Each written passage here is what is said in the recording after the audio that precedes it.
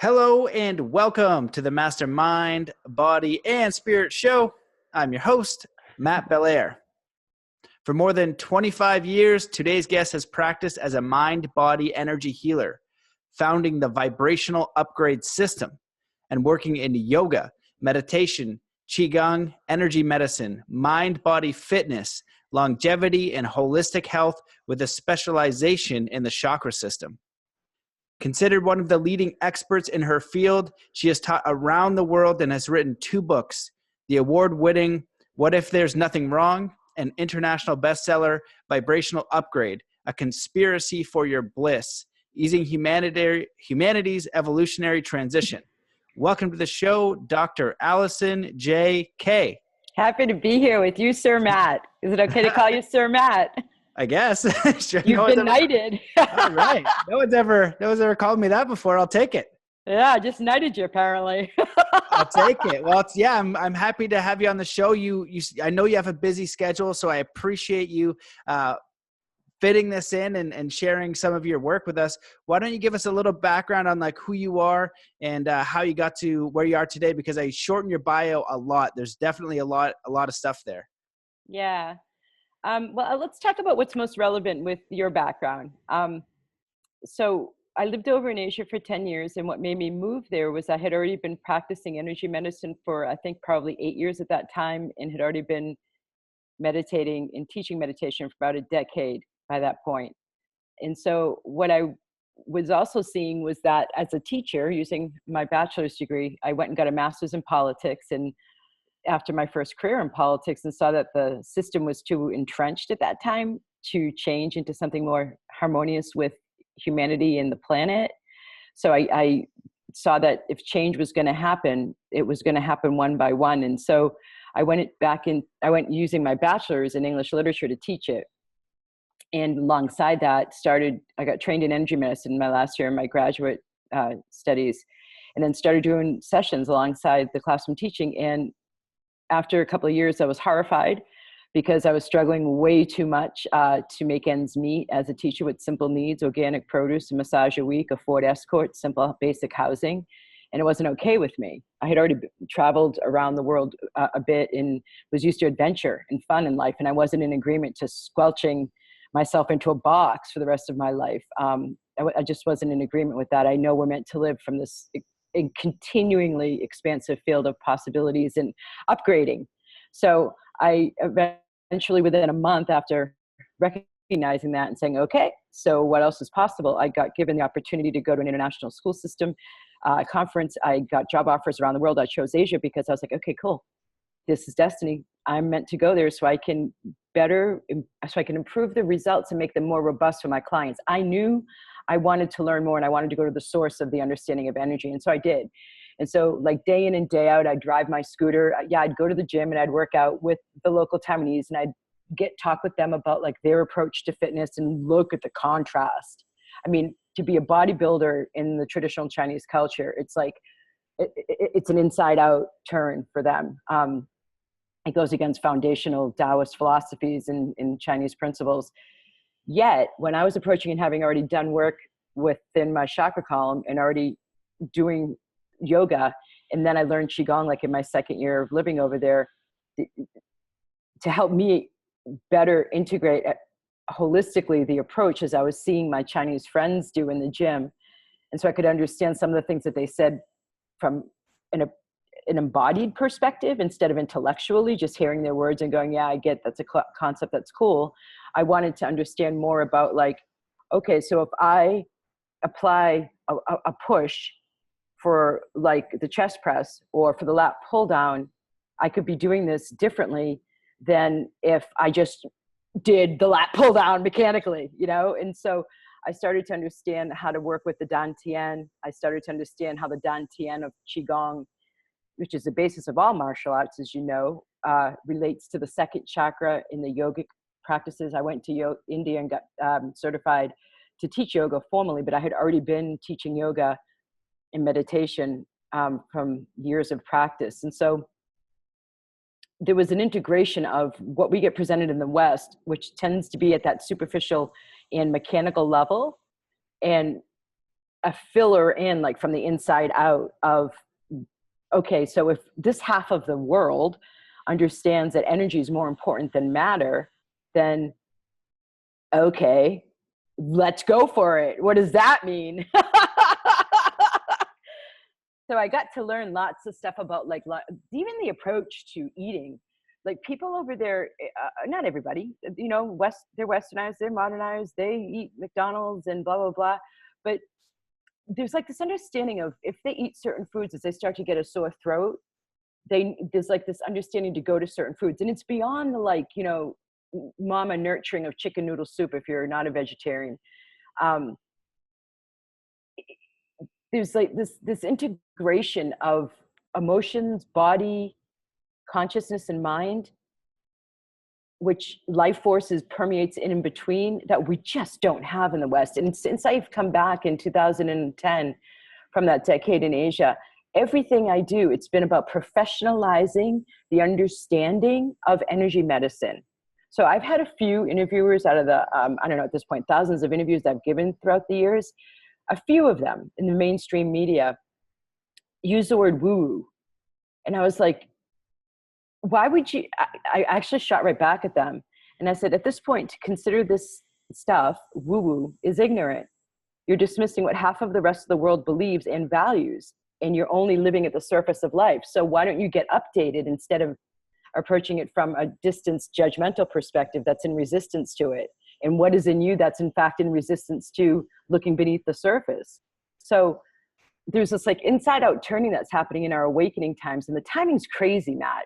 You know, it's like, I see this bigger thread throughout my entire life. And I've always lived from my guidance. I've had at different times to make these choices that no one around me has made or was making.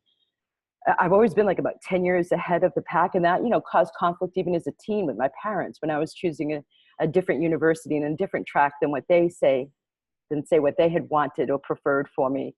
Not that they were too forceful, but they had an image of what they wanted their kids to turn out like. And I was not going to be told what to do with this life. I had to have it received from my guidance, and it had to align.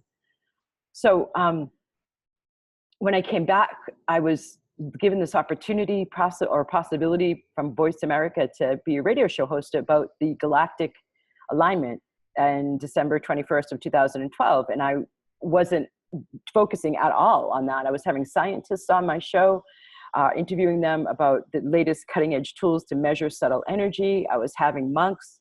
Well, I was having the translator of the Dalai Lama. I mean, I was having some high level guests on the show, and I wasn't focusing on the Mayan predictions and other cultures' predictions of this December 21st, 2012 date and its meaning.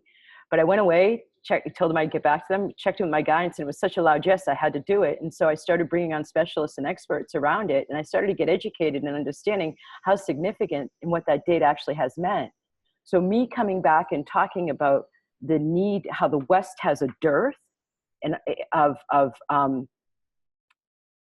missing a fullness of the experience of life by dismissing energy and by being afraid of, let's say, alchemy, or afraid of anything of the invisible, not even just supernatural, but just that which is not physically tangible. We are missing a whole chunk of life, and it's leading to more healthcare issues. It's leading to less wellness, etc. So that aligned though with these awakening times, the 20-year window from 2012 to 2032, where it's humanity's spiritual awakening. And so I realized, you know, the destiny that I've been given and chosen apparently in some ways, and just working with it. And I'm so blessed. I mean, I love helping people, not just awaken. What does that mean to awaken? It means to come out of the ego. So how do we in the West, who were pounded with egocentric living, how do we learn to pare down the egocentric living? How do we work with our thoughts and then actually hear what our body's saying, and then actually honor what it's saying, and then actually choose what it's suggesting to do? I mean, those are huge levels, and I work with people to get from one of those levels to the next. Like, okay, I can now see, Alison, the difference between my intuition and my thinking mind. How do I trust it?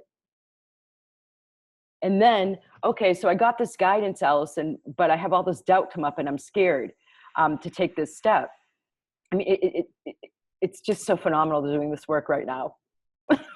I could go on and on. I won't, because I want to interact a little bit more. How are you doing with that? Could. Yeah, no, that was all excellent. And, I spent some time in Asia as well. And it's important to consider that, it's a whole side of the world that believes in this philosophy from the inside out, that it's a part of their culture. It's a part of their history.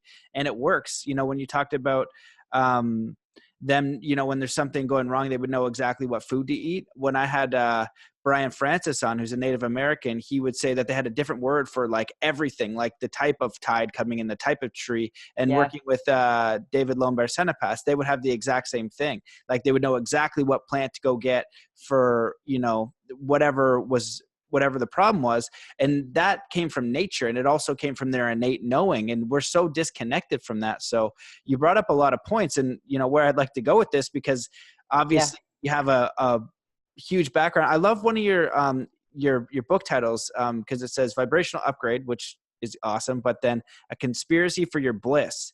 And a lot of people, I think, in the Western world, they're not even generally happy. They're not blissful. Like, what are you talking about? Like bliss and like, abundance and like fulfillment. Like, what is that? They can't even imagine that. So I'm curious, with all the energy work that you've done and understanding all these different things, what are some practical tools for us to begin to embody that and work with this energy within ourselves to understand it and to make those distinctions that you just referenced? Okay, I'm going to get up and get some green tea and take you with me. How's that? Sounds awesome. Is that where it all starts? With green tea, or li cha, as they say it in Chinese, perhaps. Yeah. Well, realistically, I mean, here's one of the longevity supplements I use. I don't get anything from this company, so I don't mean to be doing an advertisement, but they have something in India called Chivana Pravash, and it's this longevity tonic that, I mean, I could open it for you, Matt, and show it to you. It looks like you're going to eat tar. I'm all about super supplements. Lay them on me. Oh, I have seen that before. So when I was in India for my yoga teacher training, there you go, Mappy. It's from Mappy, MahariShiAyurveda.com. And they were the only company that did the sacred chanting over the 500 herbs that are used in this. When I was in India, part of my yoga teacher training was to train with an Ayurvedic doctor. It was a really thorough program I was in, created by an Indian guy and his wife, an Irish woman. So it was really geared towards Westerners. And he turned me on to the Chivana Pravash, and there's 500 sacred herbs, and they're all used for longevity. And then it's sacredly chanted over with sacred text from, I think it's the Lotus Sutra.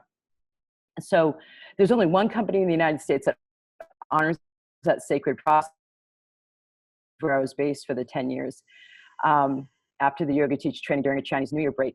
I couldn't find any quality ones in India. And I brought back what I could find in India, and then I wanted to order more. And so I found out about this company in the United States, and Oprah had apparently been there. It's in Iowa. They have a dome where 1,000 people sit there and meditate. So, I mean, this is what we're talking about. Like, there was a genuine substance. Instead of being like trendy, there's a genuine substance in the energy. Like, it's aligned and you can feel it. And making choices from there is one of the basic tools. And you and I were talking about that right before we started recording this, making the basic choices so one of the things, I have so many different responses to your question happening right now. So let me just tune in to see which one best wants to come first now. So one of the concepts I see Westerners mess up a lot is the expectation that they're supposed to be happy all the time. I was around monks all the time, almost every day when I lived there. And it's a brilliant backdrop to live amongst, where you see this like symbolic meaning to you of, oh, over here, people work with their minds. They go within. They understand that if I'm mad about something you did, that's my work, not your work. So then realizing that they weren't all walking around smiling. I remember the first time when I was in Bangkok, and I saw a monk with a cell phone and a cigarette. And I was like, oh my God, wow, okay, got to work that one around now. Because that was a little conflictual with what I had expected to see, you know. But like in Thailand, they have mandatory monk service for 2 years. If you don't go into the military, you have to go into the monastery for 2 years as a monk. Could you imagine living in a culture that had that as a requirement? I It's mean, intense. seriously, could Yeah. you? Well, when you talked about the monks with the cell phone, I did a month, a little bit more in Tibet, you know, meditating with monks and teaching English in the morning, and then having conversations with older monks in the afternoon, and going down the streets and seeing them with cell phones. It was a little bit of a like, what the heck? But one of the things that I learned from that experience was that they were just regular people too. They were just figuring it out in a different way. They had a different philosophy, a different idea, but also at the root, they were regular people. Yeah, and so they don't expect to be happy. They don't, like, my Chinese friends didn't automatically push away um, something that wasn't joyous. They didn't expect to walk around fulfilled all day, every day. And there's an expectation I know that we have. I don't know about Canada as much, but in America, we're bred to believe that we have the right to be happy. And if we're not, something's wrong. We should probably go to psychoanalysis or take medication. It's so massively marketed Medication here. first. Medication first. So the expectation that you're, so when I say a conspiracy for your bliss as a subtitle to my second book, and I've written my third one, it's temporarily titled Reasonable Dragons, or it is titled Reasonable Dragons, and it's due to release next month. So you guys keep your eyes out for that. Reasonable Congratulations. Dragons. It's huge. That's awesome. Way to go. Thank you. Thanks, Matt, for that. You're welcome. This is the most fun I've had out of the books I've written. This is definitely the funnest one. So do you know which one it is? Is it most fun or funnest as a former English literature creative writing teacher? Oh God, my grammar is terrible. I really could upgrade that huge. It's so fun. I don't know what it was, but like apparently with grammar, I just like completely missed the boat. I just put commas where I feel like I'm like my girlfriend tells me I write how I talk, which is like long-winded and just one massive thought. So I am not the person to ask. I'll accept both as acceptable. Okay, cool. I don't think it's out there. Like, I think autocorrect has messed that up permanently. All right. So that third book, Reasonable Dragons, is the most fun I've had writing a book yet, because I'm really going like full circle with the first book's What If There's Nothing Wrong. I wrote that the last year in Taiwan, and it started from my PhD dissertation. And I got taken in this direction that I couldn't believe I was getting taken in at first. And I just kept allowing it to happen, and it became a 419-page book. And it's looking at, the short of it is looking at how, if we work with our consciousness all the way through, not just meditating to get more peaceful or to become more calm or to become more enlightened or to have a parasympathetic nervous system activation. But if we follow the process and continue to meditate on a daily basis, we get to the point of living, understanding that whatever comes in, there's nothing wrong. So the further along in that, working with the mind and observing the thoughts, and now we add in, this is like the brilliance that I love what I was guided to, Matt, because, and I feel like I could say this to you, because I've combined meditation with energy medicine, and I have a PhD as a holistic life coach, which I, like, you saw me toss, like, I don't really consider that important. It was more for like appearances for people, oh, wow, she has a PhD. But I mean, my real training were the experiences in the decade in Asia, and then all of the years spent in channeling energy and understanding what it does in our systems and in people's systems. So what am I saying right now? The meditation combined with the energy medicine, it's that's the vibrational upgrade system that I've created. It's such a complete picture, because people can get the mind-body connection cut. So let's say, for example, let me just tune in for a second and see what would benefit your listeners most.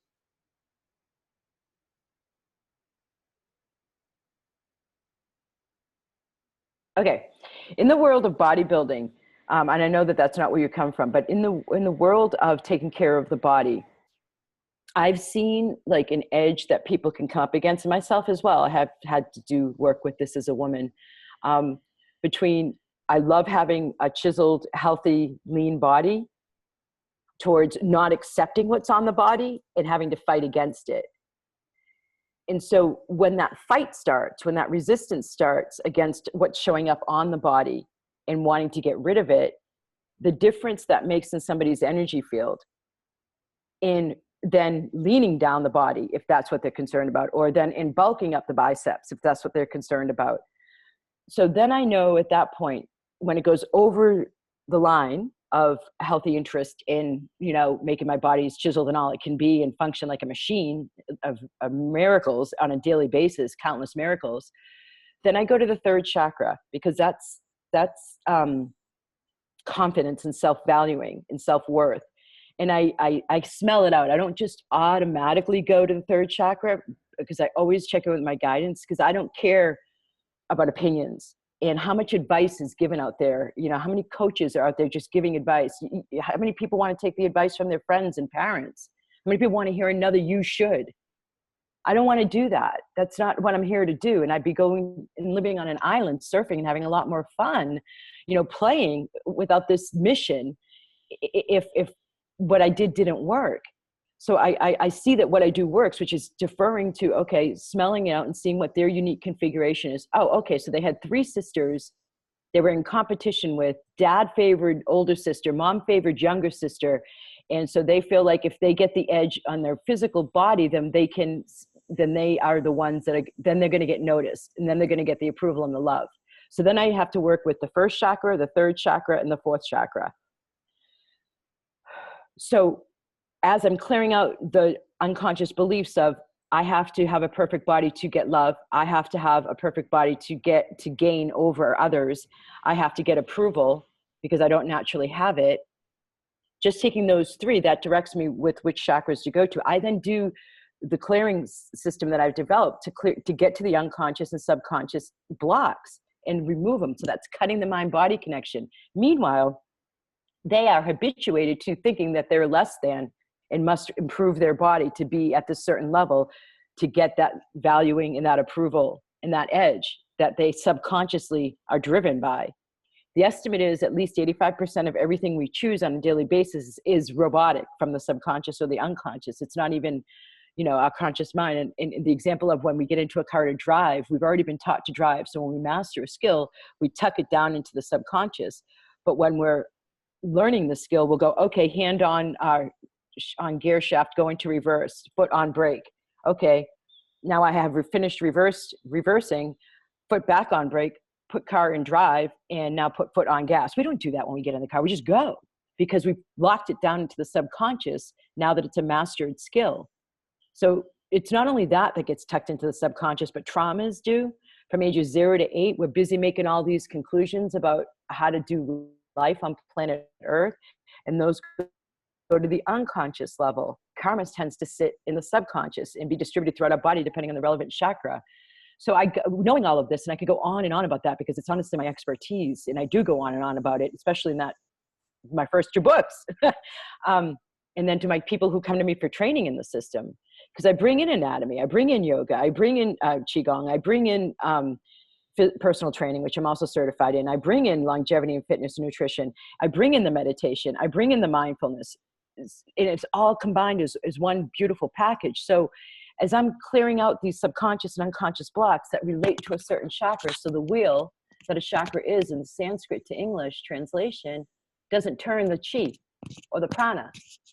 So then that tissue, that endocrine gland, here it's the thyroid, the side, and then the relevant beliefs that this chakra covers so I just did the mind, the body, and the spirit. So mind is consciousness. So the belief, I'm pointing to the throat right now. So one of the thoughts that is at an unconscious or subconscious level that blocks the throat chakra is, I can't choose that. I have too many obligations. I have to support my family in order to pay the mortgage and get the kids covered on health insurance. I'm not free to choose to do what I want. I'm burdened. I'm obligated. So that would, for example, that's relevant to the throat chakra. So it restricts at the throat chakra. So then the chi or the prana isn't turning the wheel, and the vital life force isn't getting through to that part of the consciousness, the spirit, or that part of the body. So as it gets opened, more vital life force gets flushed through, and then they have an easier time coming out of the old pattern, but they're still going to hear the mind nattering on, but it's just going to be defueled. So you know how you have a thought and the ones that trigger you, you get attached to? That attachment, that emotional uprising that attaches as the response, or rather the reaction to that thought, that is what gets cut. But then it's like the mind has this like momentum, like the wind up teeth that walk on a counter, that seems like it also needs to get wound down. So then the coaching comes in around mindfulness, where they're given a redirect to come out of the old thinking. So both the mental habituation and the mind-body connection, that is the automated reaction where it seems like there's no choice but to think that. That's where I spend most of my time at, is people seeing that, oh, like where they have just always been that way, not even knowing it could be any different. Like if they're saying to me, I want to get my business up leveled, Alison, I know I'm here to do a lot more and I want to get my message out there more. We'll work on that. But what I'm in the background doing is I'm working on like where they learned that they needed to stay small because their stepfather was annoyed by having her around. Here's an example for one of my clients. And so she learned to not be seen and not be heard. And that's not helping her as a business owner needing to get new clients, for example. So she didn't even, and then another realization is that shifted from me bringing up the unconsciousness and clearing it, is not having to link her success in with self-esteem, like proving herself that she is successful because she has success as a business owner, and then therefore she can be confident. All of that proving of self, it's so like much Thor's hammer in America, but especially in America. But that proving of self, if we switch that over and deal with issues of neglect, whether physical, emotional, or psychological, issues of rejection, both of those are the root chakra. Somewhere along the line, she was taught that she didn't have the right to be here. And so I have had to go in and clear that out with the techniques I use at the unconscious level. It relates to the root and the third chakra. And now she's saying, wait a minute, so I have the right to have success without having to prove it just because I'm here? I mean, I have the right to be here, so I don't have to be busy proving myself. So like people, so I'm working in an area, it's really challenging to market it, honestly, because I'm working in an area that when we're marketing and speaking to people, it's the conscious mind. Now, granted, my energy is giving a transmission and I'm modeling a different feeling and vibration, but when we're using words to market and somebody's reading it, it's their conscious mind. And sure, words get transmissions too, definitely, but what I'm wanting to communicate is it is a conspiracy for our bliss. We are wired to be happy. Our third chakra, our solar plexus chakra, our upper belly, the beginning of our digestive tract. If we're not joyous about what we're manifesting out there in the world, then that our full energy supply. And then because it's connected to the pancreas, every chakra is connected to one of the major endocrine glands, will likely turn to caffeine or complex carbs for the stimulus, because we're running short on energy. Because if it were open and balanced, the belief of I'm joyous, or the feeling of I'm joyous about what I'm creating out there or manifesting out there, naturally keeps that chakra more open. So the wheel turns about more vital life force in the area. And so part of what's in that third chakra is the fire element and the power to manifest out there. So we are wired to not necessarily walk around happy and joyous and smiling and laughing all the time, but we are wired within and living within a universe that every single molecule and every single little chi life force, everything that comes out of my hands has love at the core of it. How the fuck could the ball that we live on be held up in gravity? I mean, you can explain the science to me. Fine. I mean, I have a ridiculously rational mind. That 419 pages is all about the science, helping people accept energy better. As the first book when I came back to the West. But realistically, the Native Americans refer to God as, some of the tribes use great mystery as the name for God. So it's like, there's so much, I felt it time and time again. I've seen it with my clients, like this beautiful wiring and behind all existence that you are meant to be healthy and relatively happy, not like this abundant joy where you're just like, not that level, but like joy and well-being and love and totally provided for. I mean, we are provided for if we take care of it. I don't mean to sound like other people right now, but the earth is plentiful and abundant. And we, like when there was an oil spill in the Gulf of Mexico, right as I was returning, apparently suddenly discovered bacteria all of a sudden, because the Gulf of Mexico is really shallow, didn't have enough depth for the cleaning of the oil. So the oil rose more and hung more on the surface under the heat, which made it stay even longer. So all of a sudden, a new bacteria came to the surface of the ocean and started to eat up the oil naturally. I mean, I'm not saying let's sit back and allow global warming to continue, you know, but there is such an inherent wiring for the mind, the body, and the spirit to collaborate together, for us to just be in joy. That all of the disruption to that comes from stuff that can be cleared. And if we were not what I just described, and our existence wasn't what I just described, we wouldn't be able to clear trauma.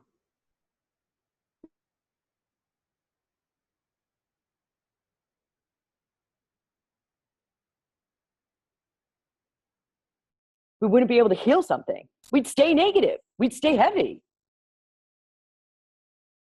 It's saying that our internet connection's unstable. Oh, you cut out a little bit, but you're back. Can you hear me? Yeah. Okay. Well, you said a whole bunch there, you know, and I have reference to and understand most of it, you know, and as far as the esoteric and the science, like it all makes sense to me. I don't know how much it makes sense to other people. Like for what I've studied and looked at as far as energy and the way the body works and mind body connection, I understand most of what you're talking about. And my question would be, you know, if someone's listening to this, what can they do to start to use that? Like, how do they, like, okay, I follow you, you know, like maybe I've got like these unconscious beliefs, or I've got whatever old programming. What do they do about it? Like if they want to learn about their own energy system, clearing old negative limiting patterns, connecting more with, you know, the energy within their body, the energy in nature, however you view that, what are some things that they can do? Or does it require someone like doing something? Or is it a technique or strategy they can use themselves? So that's a really great question. I get asked it all the time, but I like how you phrase it for some reason better than how it's usually phrased. Because you gave the option of, or does it require somebody else?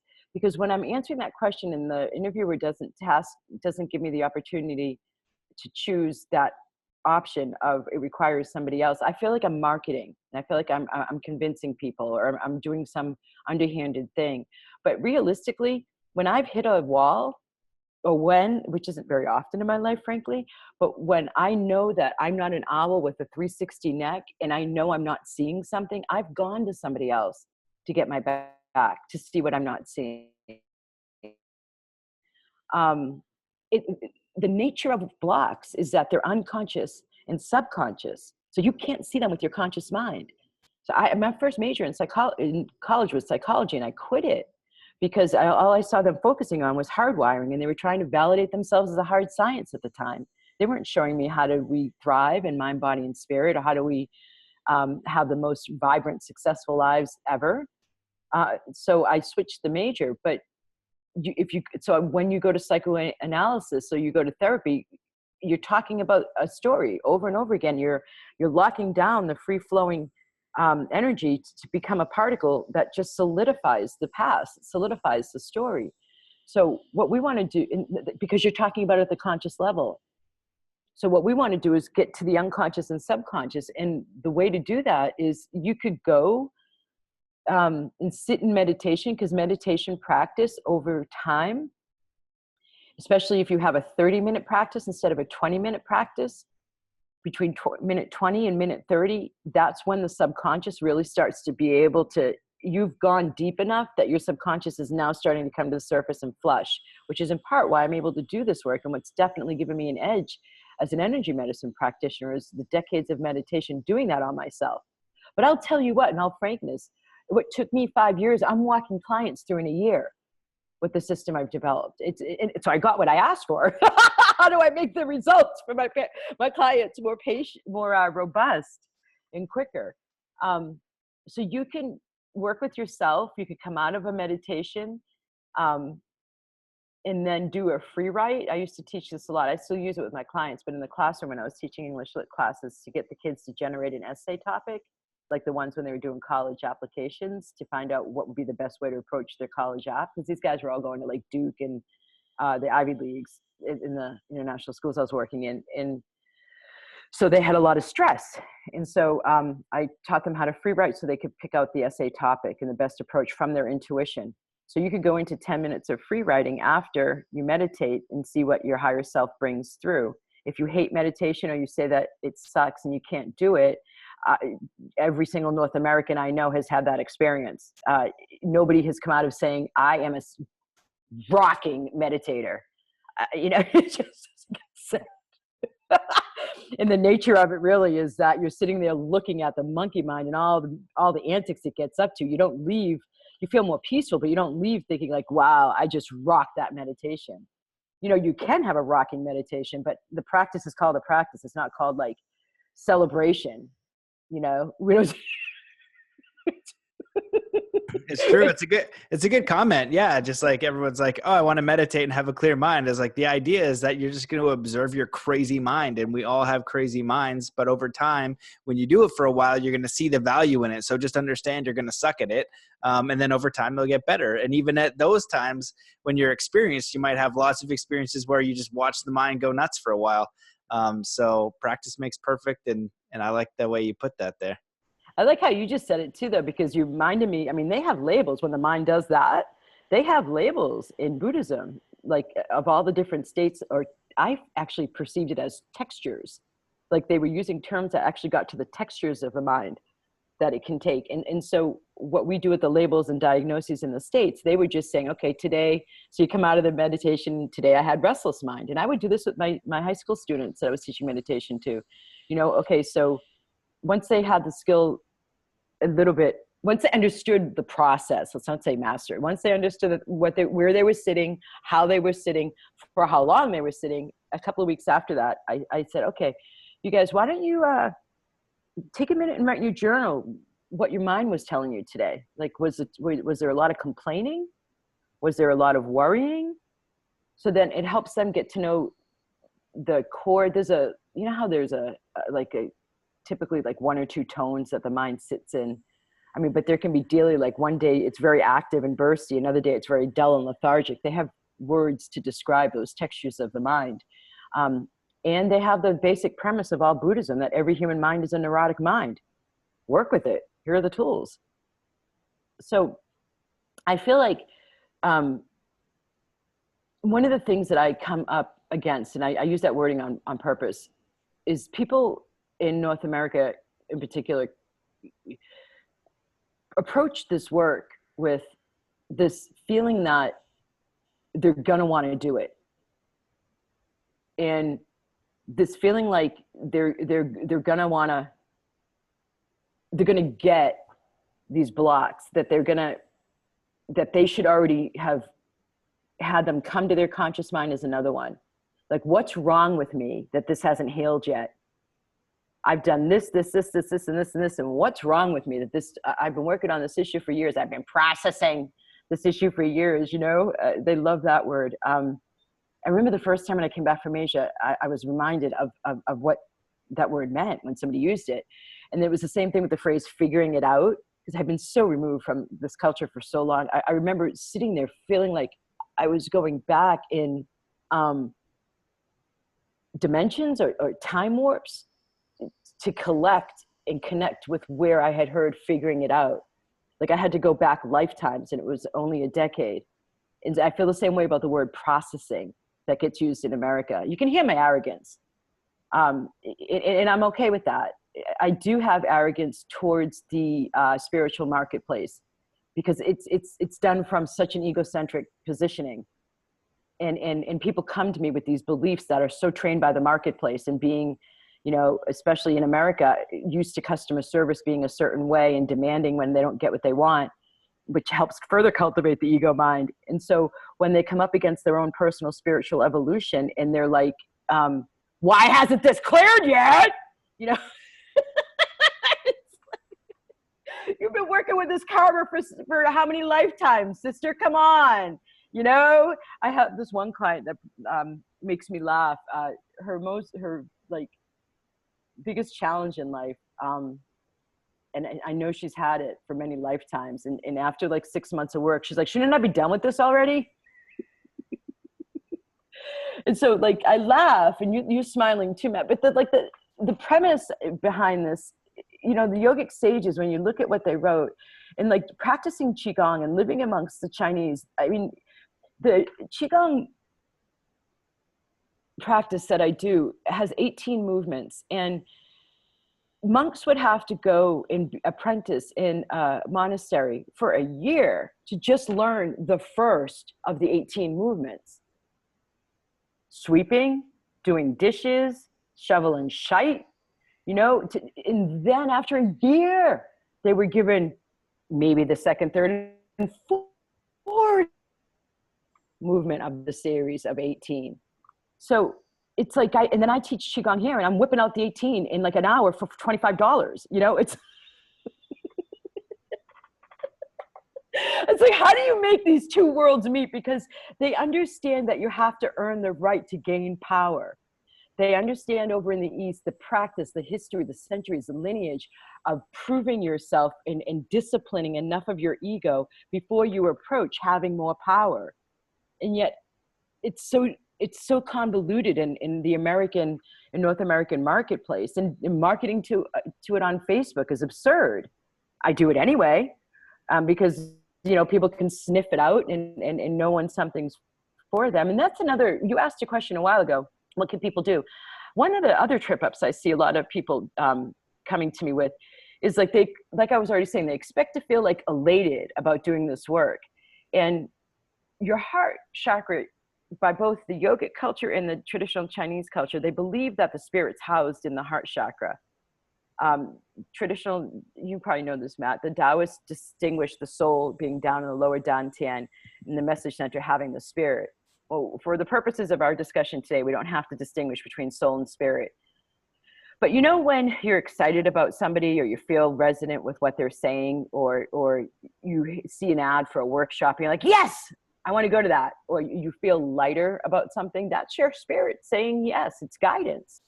So another one of the things that I find myself working with a lot is people expect to increase their intuition through like third eye, groovy, out there imagery that they look at on YouTube, and it's going to open their third eye, and then they're going to start seeing like ETs and saucers, and, you know, I'm really going off. Thanks, Matt, for creating the space for this. Have you been like one of those people throughout your life that people just tell like stuff to that they don't normally tell others? Or yes. Yep. That's what happens when you listen. But I know what you mean though. I've never heard it referred to as a spiritual marketplace. And I think that, you know, where you're coming from essentially to me is like the Western world wants like the quick and easy, and they want like, you know, the sit on your butt and eat Kentucky Fried Chicken and still lose weight. And the Eastern philosophy is that there's a lot of reference, there's a lot of history, there's a lot of respect, there's a lot of discipline, and it's not sexy. You know what I mean? It's just like, you know what I mean? Like, yeah, go earn this. And here it's just like, just give it to me. I've given you $9.95. Now show me enlightenment and turn my third eye on and let me go ride on a spaceship. And why hasn't it happened yet? Why hasn't it happened right now? Yeah, exactly. And then when you're talking about the marketplace, I think that, you know, like when I refer to Native American history, you know, I've had the privilege and honor to train with David Lombert Senepas, who his history is something that is not very common at all. And training with the Shaolin monks and how they trained, and training with the Tibetan monks, and understanding that all of this takes time and it goes beyond ego. And what's happening now is I see it's become popularized. And yes. so that's good in a way. And what's happening is that the way that I refer to it is not everybody has a black belt yet, and that we need to honor the belt that we're at. So let's say you were fully in ego and it was all about acquiring stuff, and you'd run over kittens and you didn't give a crap about anything. Ouch.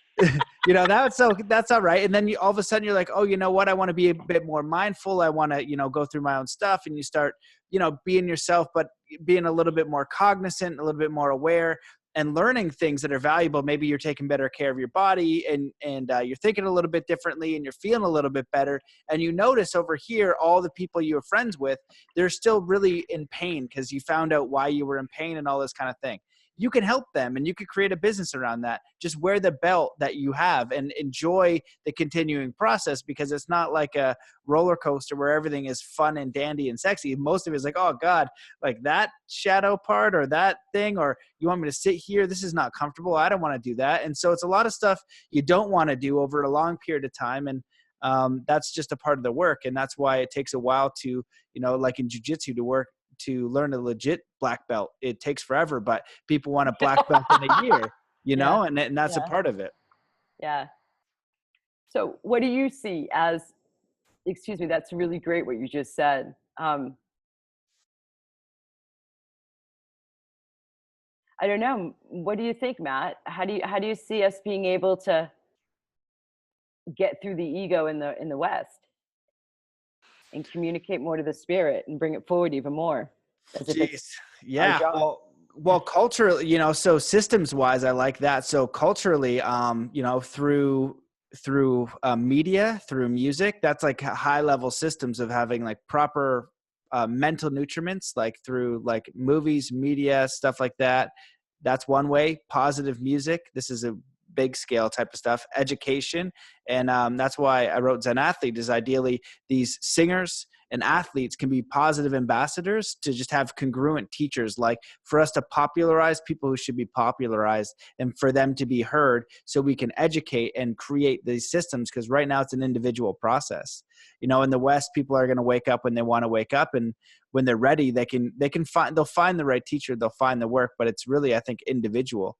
Like, just be committed to the work and to understanding yourself and growing and being a good human being, and having that courage. And that's really it. Because then you can find teachers like you can find teachers, you can find podcasts like this, you can find information, but it's that willingness. Because there's, that expression, there's a million roads to the path home. And I believe that. And so it's just the honest asking. If you're ready and you want to upgrade, just honestly ask yourself, ask spirit, open your eyes, be compassionate, be kind to yourself and others, and then move forward ignorantly, because nobody knows what is going on anyways. So kind of like enjoy the ride and enjoy the experience. So that's my kind of rant on that. It's a good question. What do you think? I like what you said. I got to tell you, like, I'm going to just do this because this is the nature of our interview. I'm going to just go with it. Do it. When I was, maybe you had this. I'd be interested to know if you had this. I'm so also grateful to talk with somebody who's lived over there. When I came back from the 10 years, I would come back in the summers, I'd pick up my supplements in bulk, and I'd visit with the people I love, and I'd go back. So I wasn't tuned into what I was seeing. I knew I was going back, and I was preparing to go back for another school year. So when I came back to live here, I tuned in. And my first 2 years here, I felt like there were knives getting thrown at my head. That was how not soft it was here. I'll give another example. My best friend, a fellow expat from South Africa, who I lived with and played with over in Taiwan. I didn't live with her, but she lives in the same city as me. I went to visit her in South Africa, and she was working that day, and I was with a bunch of her girlfriends, and they were talking in it's one of my favorite accents on the planet, their melodious South African accent. And I realized that as I was talking to them, as I've spoken through this whole interview, in this like nasally, confident American tone, and I realized like the girls were really uncomfortable. And so I started to talk in a softer way, and I started to go up and down and have the energy that I spoke with for the decade I lived over in Asia. Paying attention to energy. And I'm not blaming anyone, because you all do enough of that yourselves. What I love to do is to take people out of where they blame themselves. Like even in the metaphysical community. So hold on, let me back that up. So there's a lot of training that we have in the conditioning in our culture that I was because I traveled before living over in Asia, I was already alerted to, and because I was a meditator, I was already alerted to observing. And because I couldn't read Chinese and I could only speak it, I was able to tune out of like a lot of the background noise and really observe different dynamics in living. And so, why am I saying this? So part of what I present is this ability to understand the cultural unconscious conditioning that we have as North Americans.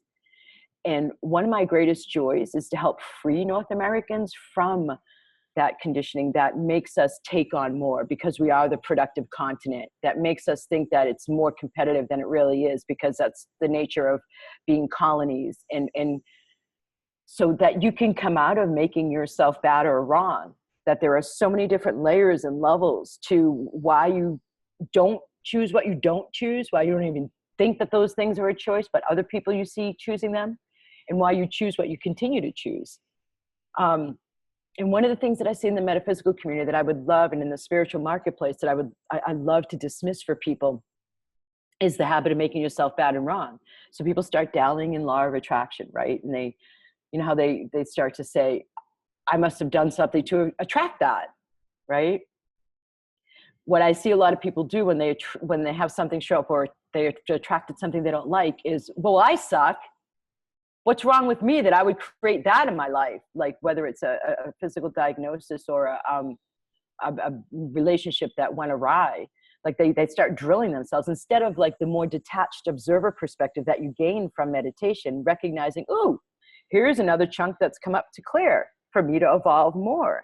So instead they go into that like conditioning, and some of it's the Catholic Church and some of it's Jewish religion and who knows what else it's from, but of making themselves bad and wrong. And from us not having a practice that's implicit throughout the undercurrents of our entire system, that looking inside is a good thing. And what you find isn't going to all be sexy, as you said, Matt.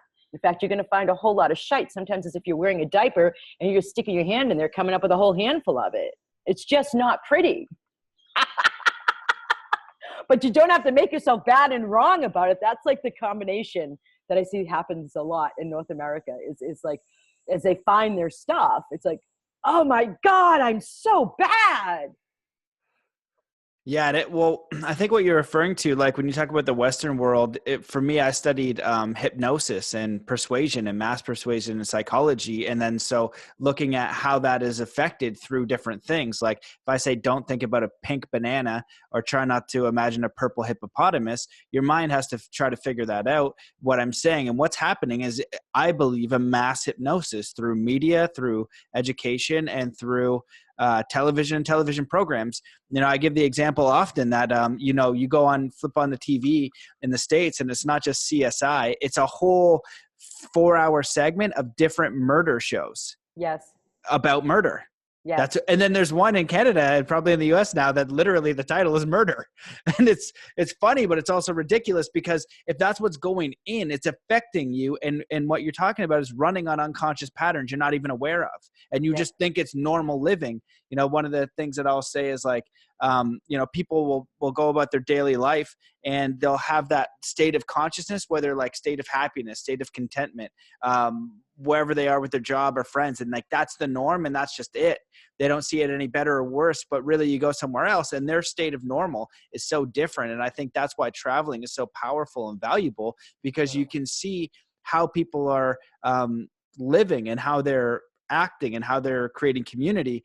And then also understanding like how they treat themselves. And I don't know if you were meaning this for the last point that I'll just chime in on, is like the, you know, the American, Canadian, North American thing of acquisition, just get more stuff. You know, why not chill out? Like, what about like a better, why not? You know, a better home balance, you know? And it's not about like you go and you go to the gym to get the biggest muscles. And that's what we do. It's all like this acquisition of a muscle now, of a thing. And so I think just the underlying thing is just looking at your motivations, why you're doing anything, being kinder and compassionate to yourself, and being open to listening and understanding that it, like one of the things you've kind of referenced a few times is just look in first before out, you know, like when you look at the consciousness all the time, everything is consciousness. When something comes in that's not ideal, that's also you are in the universe. If I go skateboarding, there's a chance I'm going to fall on my ass. You know what I mean? That's a part of the game. If you're human, this is a part of the game too. So that's all I'll say about that, because I know that you've got an appointment and I want to honor that, but also just give you the chance to share anything else that you want to share. Tell people where they can find you, any clothing thoughts, rants, you know. Well, I don't know that we have more time for me to rant before my next client comes in. So I think my ranting is done. Matt, you've been a joy and a treasure to be spending time with during this time. Thank you for making it such a treat. My pleasure. Thanks for coming. Yeah, I traveling is a great way. I love what you said about that. My dad actually says that he thinks it should be implemented, that everybody before they graduate should travel internationally, which is what I did. I fought to become an exchange student in Venezuela at the time. And when I asked to go back, they shut me down, but they did give me the first trip. And then speaking of acquisitions and giving, yeah, I love what you said about like, look at your motivations, why you're choosing this. Like, just become more conscious of your consciousness. So people can find me vibrationalupgrade.com. I'm on Facebook, Vibrational Upgrade Community. It's a free Facebook group. You can get my books on Amazon. Alison 1L, J is the middle initial, K-A-Y is the last name. And I really love to work with people who have rejected the struggle paradigm. I really love to work with people who are really living on the cutting edge of possibilities. I'm a maverick, in case I haven't already come across like that. One of my primary team members last night was like, Alison, you're like a Viking on a ship where you're going out on the first thing and you're breaking all the ice down and you're making it easier for everybody else to go out after you. Yeah. And we are living in a time right now that is so, like, all of this new consciousness is becoming available in our spiritual awakening time. And there's so much more that's becoming possible, like time travel. There's more collapsing right now. I'm having myself and my clients have more bleed throughs when they walk through a certain spot where all of a sudden they get a flash of like something that happened in 1850 or something that happened at another time. I'm not saying it's unmanageable and blah, blah, blah, blah. Don't go into worry. All I'm saying is that as we develop our intuitive capacities and our intuitive gifts, what I'm seeing are more and more possibilities. And not just to go out there, but to be here physically and learning how to, like, with more ease, have what we desire to take care of our physical basic needs and foundational support. There's so much more becoming possible right now. And I love to hook my client systems up to it, so that it's all much more pleasurable. I mean, and yeah, the shite's there, but even the shite can be looked at and laughed. One of the things I love too is the humor. You know, the humor that so many of the masters use. And I know that for me, whenever especially in Asia, when I was like, the first time I cleared land behind this temple on a hill in Taiwan, it was the first time I had ever consciously gotten called to clear land. And I was a little intimidated at first. But I listened to my guidance and I brought in what I did and cleared the land. And it was a lovely honor to be able to do that. And I don't even remember why I'm saying that one. You're very present. And I get into that presence field. And so I go in instead of like totally staying over here with my train of thought. Oh, it's fantastic. Well, you're talking about the only thing that I was going to add on to that was just the understanding that we are in possibility now. I think that we all have infinite potential, and so directed from our consciousness, but I think a worthy heart-centered vision with understanding that you are connected to the whole frickin' universe and you are infinitely powerful, and living in that joy and that possibility. And also on the flip side, like literally just being grounded, like being human, being in the crap, going to get your groceries, being kind, don't run over the cat on the way, just stop, or the squirrel. Yeah. You know what I mean? Yeah. Just chill out. Just, because that's all of that is life too. It's like we're trying to get from point to point, and we do have that possibility, and we have, I don't know, we're like made of stardust, and the whole universe is confusing, and we just saw the black hole for the first time. Nobody knows what's going on, but this is like the mystery. This is the consciousness we'll want to be in. This is the experience. And you have that capability if you can learn to, you know, hone in on your consciousness, on your intentions and your actions, and just make them deliberate, not by default. Yeah, not by default. If you just even Default settings suck. And it's 85% at least of where the majority are living from. So if you picture freeing up, like of that 85%, half of that, like 42.5%, do you know how much more power you would have access to? That's what I'm doing day in and day out. So come play. Now I'm going to go to my next client, okay? And yeah. I look forward to talking with you again, Matt. It's been an honor, mate. Yeah, you too. Well, we'll stay in contact. Thanks for your energy and enthusiasm. It was awesome over on this side to observe. And I'm, you know, here in person, you are like, I'll be on the ship. I have faith. You just give me a crazy ride, but I'm going to be on it. Be like, we are definitely breaking new ground. So thank you for everything you shared in your work. We'll stay in touch. Okay. Blessings to you for all that you're doing, and good luck with everything you're up to and the baby coming. Yes. Thank you. I appreciate it. Cheers, mate. Okay. Bye. Bye.